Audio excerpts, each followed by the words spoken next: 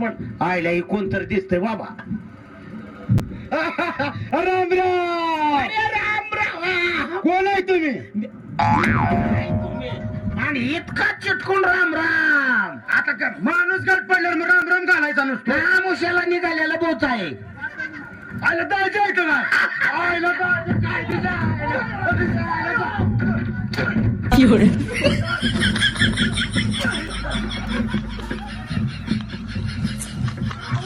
पाय घातली बरं झालं मी इकडे तोंड केलं नाही.